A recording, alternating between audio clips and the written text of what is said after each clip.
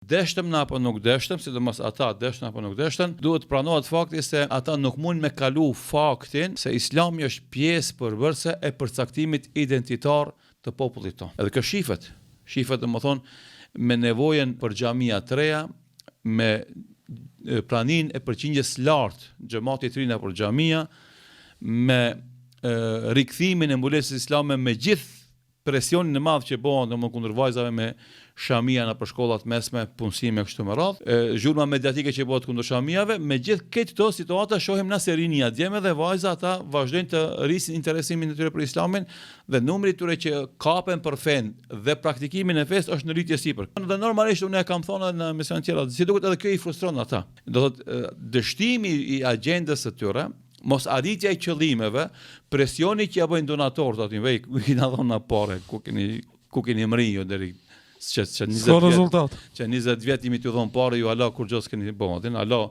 njerëzit, Allah thirret te zoni, Allah njerëzit falen, bile rinia po kthehet fes.